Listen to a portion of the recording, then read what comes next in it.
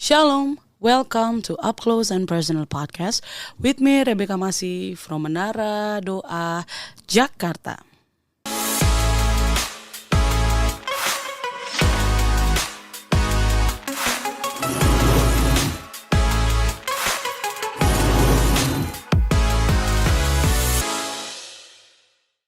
Apakah Bapak, Ibu, Saudara-saudari adalah tipe orang yang kepo?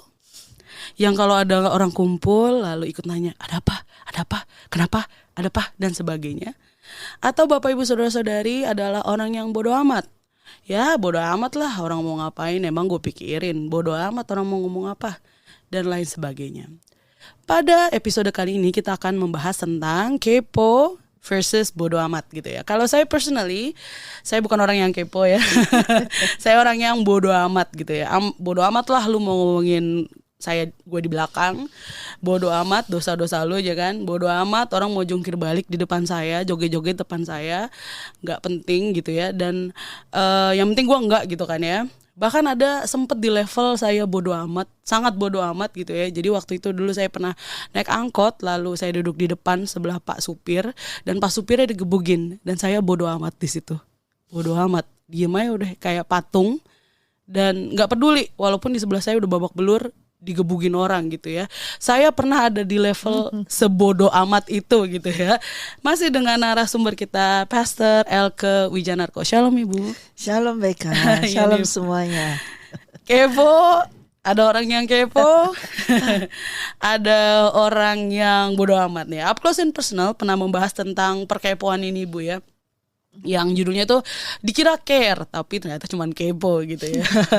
Kalau saya yang tadi saya cerita, saya adalah orang yang sangat bodoh amat gitu ya. Tapi saya juga pernah punya teman yang kepo banget gitu ya. Menurut Ibu gimana nih dari pandangan dari Alkitab mengenai ya orang yang kepo, tapi juga ada orang yang seperti saya gitu ya, bodoh amat gitu. Gimana? Sama-sama nggak bener ya.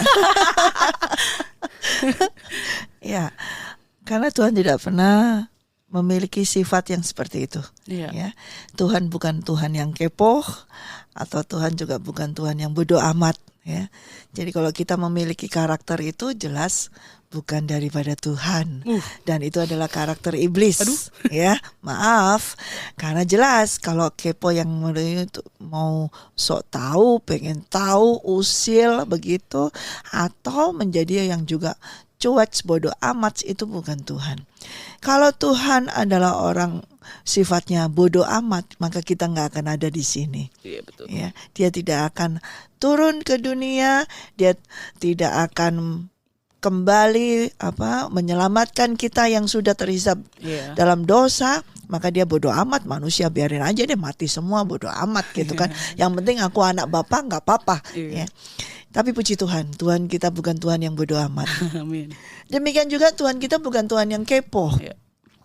Karena ketika waktu penciptaan manusia pertama, Adam dan Hawa, kemudian iblis membisiki sesuatu kepada Hawa, Tuhan tahu, tapi bukan Tuhan yang kepo.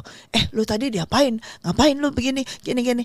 Tapi Tuhan bukan Tuhan yang kepo, karena dia adalah bukan sok tahu, bukan mau tahu, tapi dia adalah maha tahu. Nah, ini yang berbeda. Ya.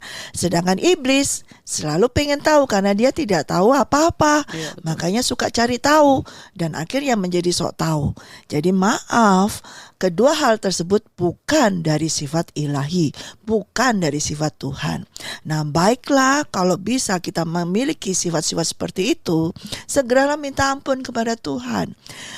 Memohon kepada Roh Kudus, Roh Kudus ampuni saya dengan sifat kepo saya, dengan sifat bodoh amat ini yang bukan merupakan karakter daripada Engkau, ampuni saya dan ambil.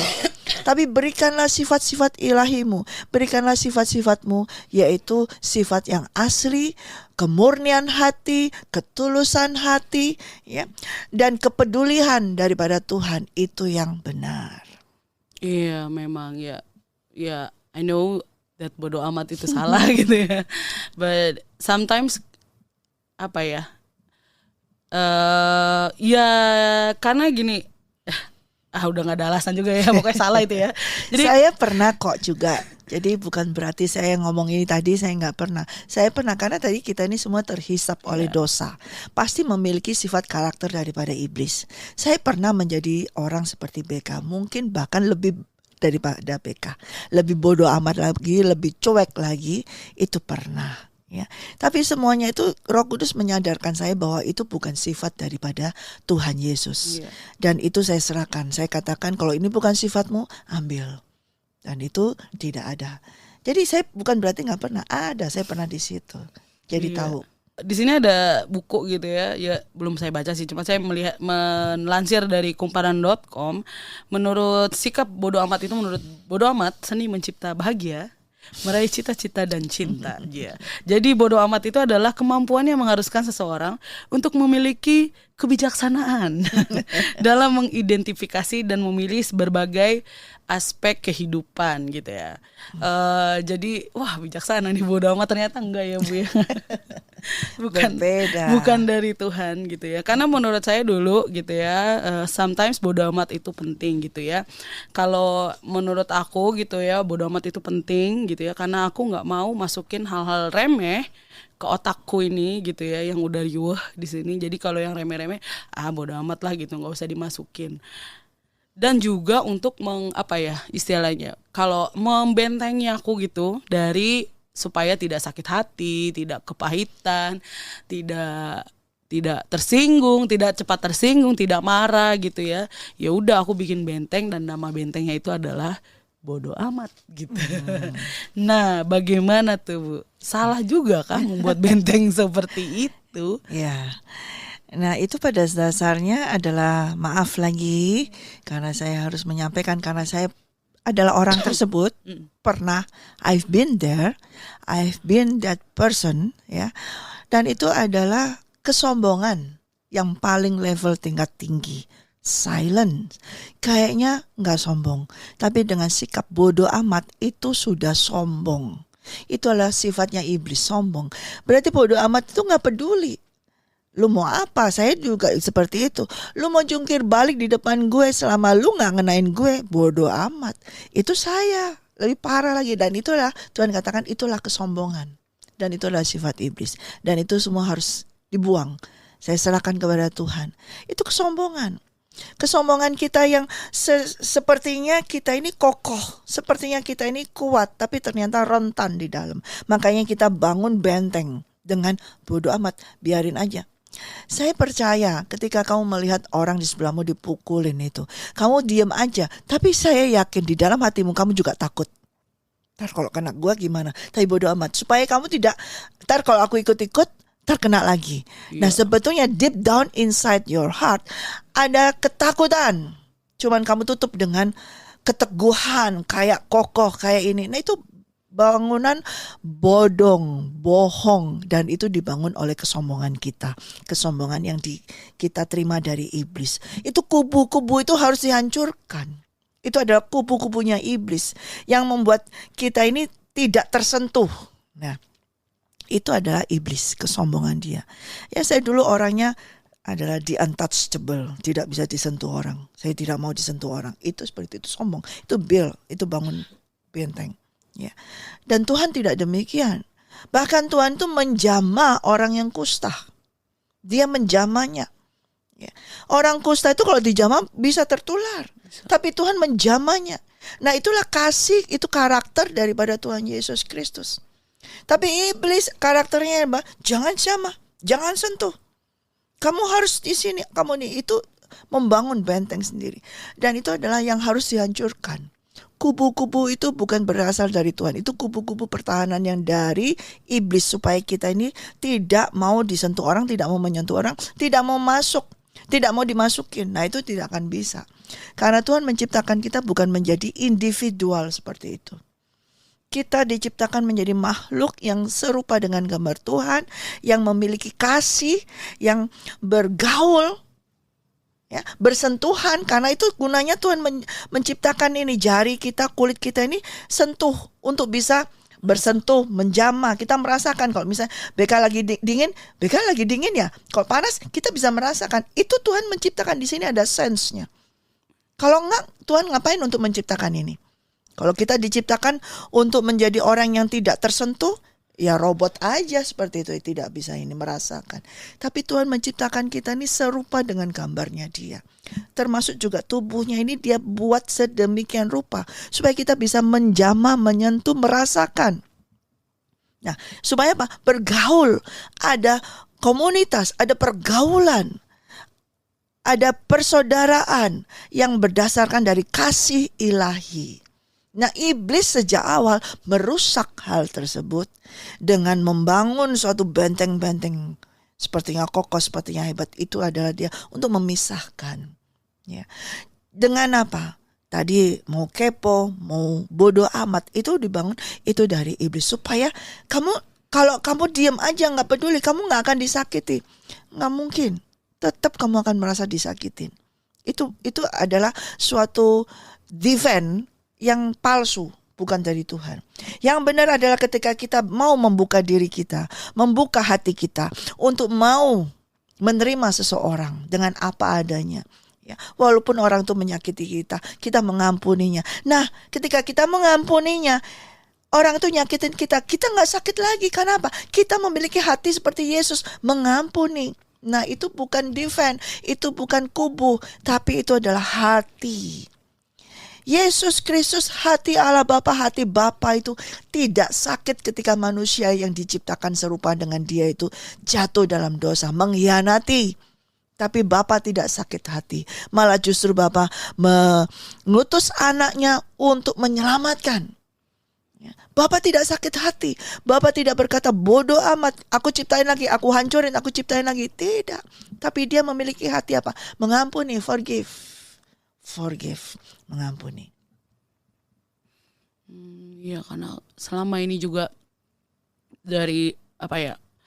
Karena itu kan tadi jagalah hati. Jadi salah satu menjaga hati biar ya tidak, ya alasan aja sih sebenarnya. Iya. Biar tidak disakiti. Mungkin cara menjaga hatinya salah. Iya, dengan bodoh amat. Ya, itu tidak.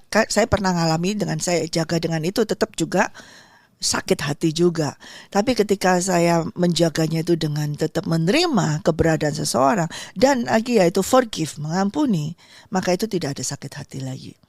Jadi ketika orang yang pernah menyakitin saya, menyakitin kita, kalau kita mengampuni, kemudian orang itu menyakitin lagi, kita mengampuni lagi, terus menerus seperti itu. Tuhan katakan terus mengampuni, maka kita nggak akan sakit hati.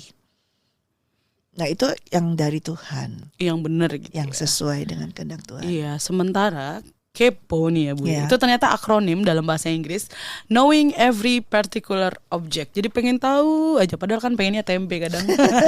Nggak pengen tahu doang ya, pengen tempe juga. Karena manusia itu dikaruniai akal berpikir, seringkali kita memiliki rasa ingin tahu terhadap satu hal, tidak terkecuali untuk urusan orang lain gitu ya. Tapi ternyata sikap ini adalah sikap negatif yang ujung-ujungnya dari kepo jadi bigos, biang gosip. Tahu nggak sih?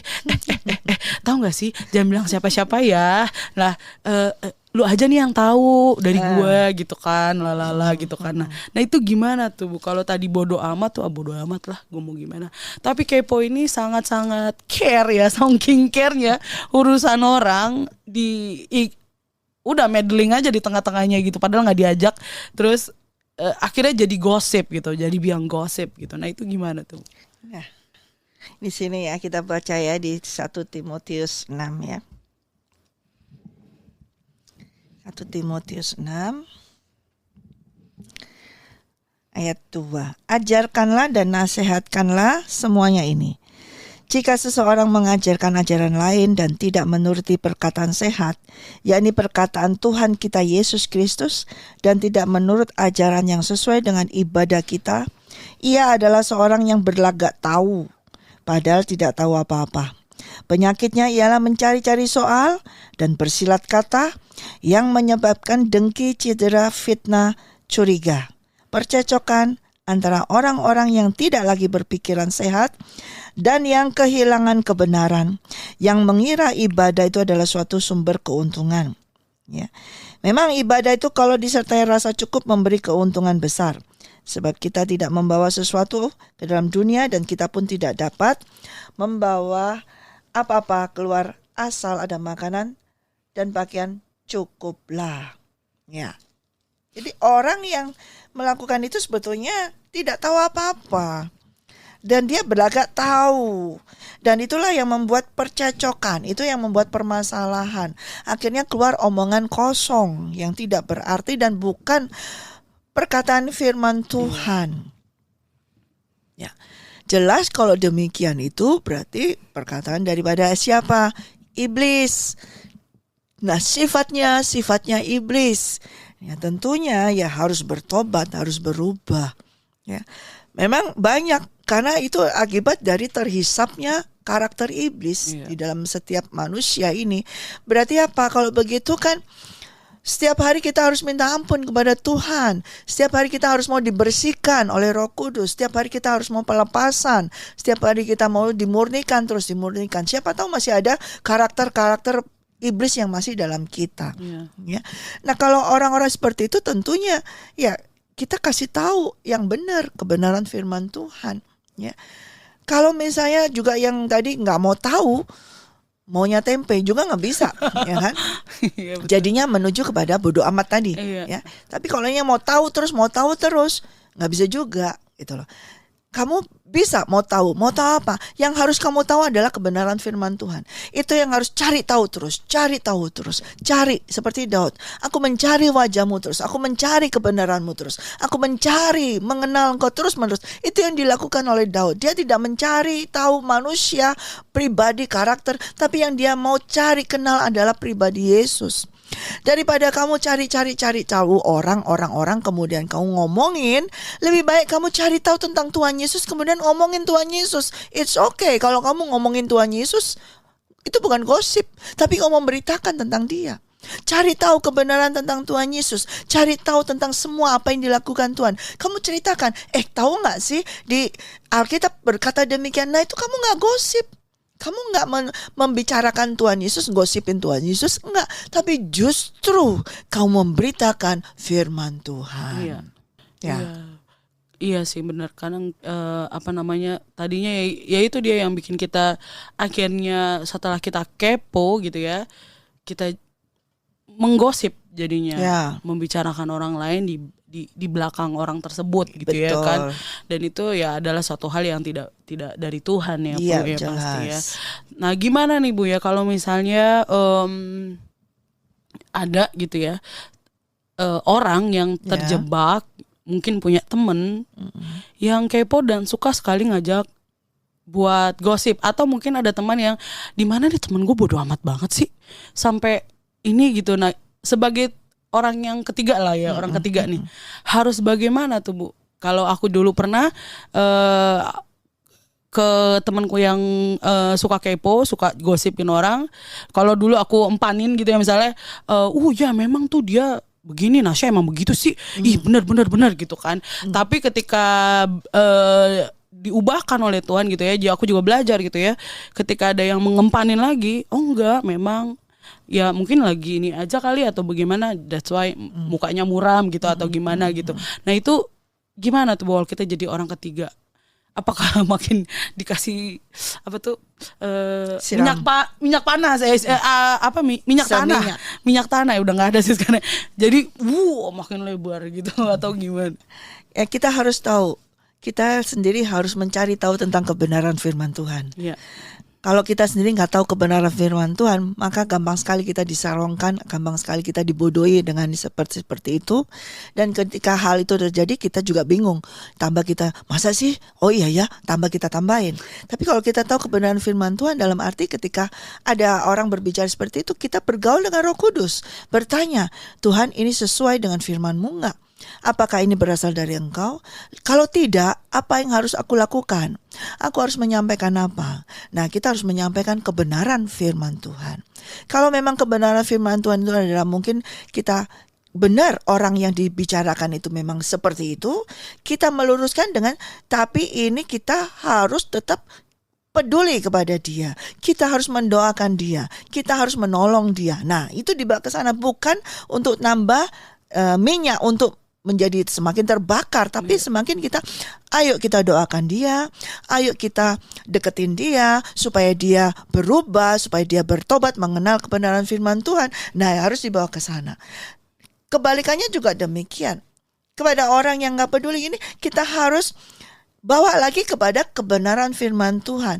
Ayolah, marilah kita mau bergaul lagi dengan Tuhan. Buka hatimu, ya. Lihatlah apa yang pernah kamu alami, dia semua orang juga ngalami. Jadi kita gali, kita buka.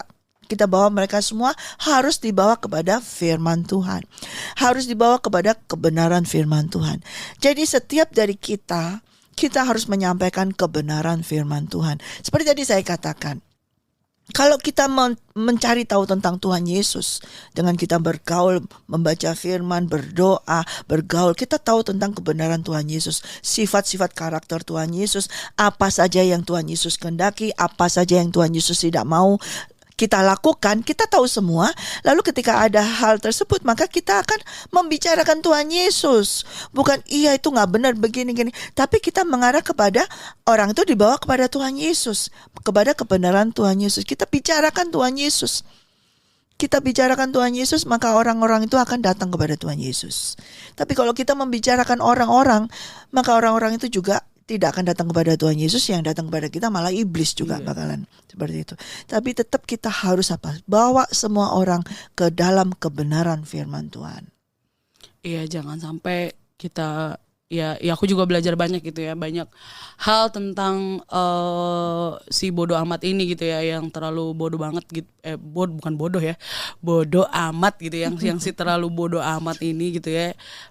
Belajar untuk lebih lagi care sama orang-orang gitu ya, karena mungkin aku bukan tipe orang yang bisa memulai pembicaraan, orangnya diam gitu ya, bingung mau ngomong apa gitu, jadi ya udahlah bodo amat aja sekalian gitu ya kan.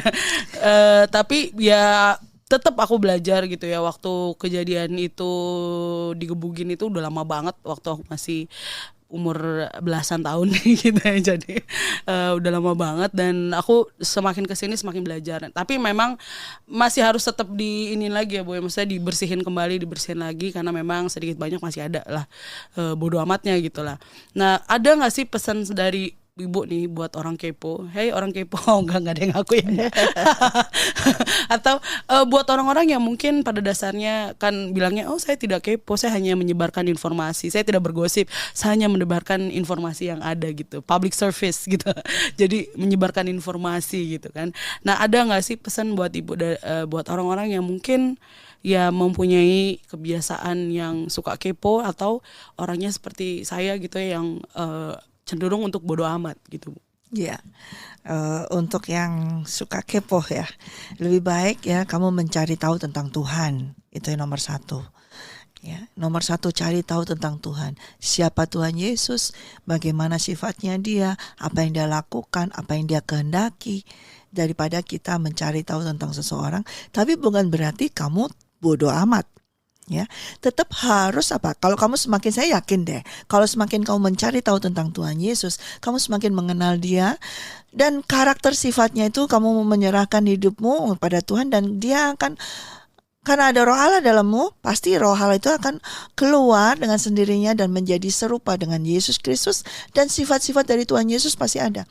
Sehingga suatu saat ketika kamu mencari tahu Tuhan Yesus, kemudian kamu ada temanmu, kamu tidak lagi kepo mencari tahu, tapi sungguh-sungguh kamu care, peduli dengan dia, peduli dengan murni apa permasalahan dari temanmu ini, maka kamu akan terus menolong dia, mungkin mendengarkan, mungkin tidak bisa menolong apa, tapi kamu mendengarkan atau mendoakan. Nah, itu yang kamu bisa lakukan ya. Cari tahu Tuhan, maka dia akan memenuhi kehidupanmu, dan sifat-sifatnya yang asli itu akan ada padamu. Dan semakin kamu mencari tahu Tuhan, semakin mengenal dia, saya yakin kamu tidak akan menjadi orang yang bodoh amat. Kamu tidak akan menjadi orang yang don't care, gak peduli ya. Karena saya pernah demikian ya. Karena saya begitu mengalami kehidupan itu, saya menjadi orang yang don't care, bodoh amat.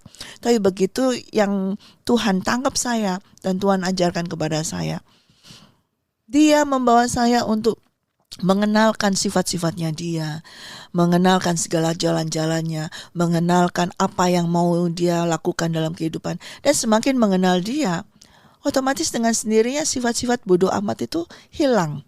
Dengan sendirinya bodoh amat itu hilang. Dan muncul yaitu karakter yang sesungguhnya, yaitu care, yaitu kasih yang mempedulikan, memiliki belas kasihan.